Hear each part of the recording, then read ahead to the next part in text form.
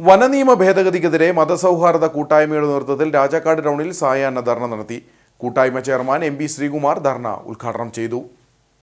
വനനിയമ ഭേദഗതിക്കെതിരെയാണ് Rajakkad മതസൗഹാർദ്ദ കൂട്ടായ്മയുടെയും merchant അസോസിയേഷന്റെയും നേതൃത്വത്തിൽ സായാഹ്ന ധർണ സംഘടിപ്പിച്ചത്.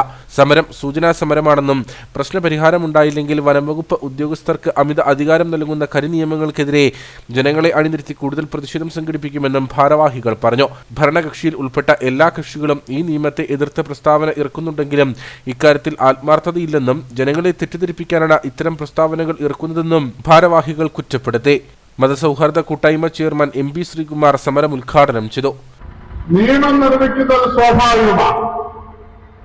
അത്തരത്തിലുള്ള നിയമങ്ങളാണ് നമ്മളെ നയിക്കുന്നത്, അത്തരത്തിലുള്ള നിയമങ്ങളാണ് നമ്മളെ സംരക്ഷിക്കുന്നത്, അത്തരത്തിലുള്ള നിയമങ്ങളാണ് ഒരു ജനസംഖ്യയെ നമ്മൾ പ്രതീക്ഷ നൽകുന്നത്. അതാണ് ജനാധിപത്യ പ്രവർത്തനത്തിലെ നിയമനിർമ്മാണത്തിന്റെ പ്രസക്തിയത.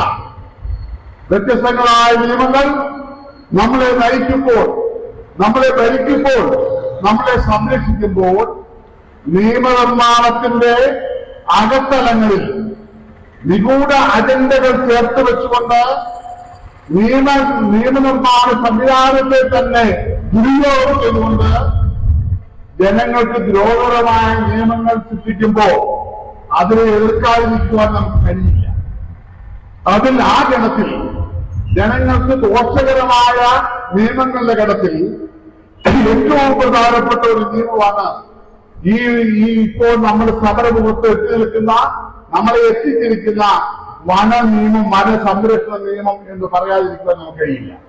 കൺവീനർ ഫാദർ മാത്യു കരോട്ടുകൊച്ചുറക്കൽ മുഖ്യപ്രഭാഷണം നടത്തി. കോർഡിനേറ്റർ വി.എസ്. വിജു, സജി കോട്ടയ്ക്കൽ, കെ.പി. സജീവ്, സാബു വാവലക്കാട്ട, പി.ബി. മുരളീധരൻ നായർ തുടങ്ങിയവർ സംസാരിച്ചു.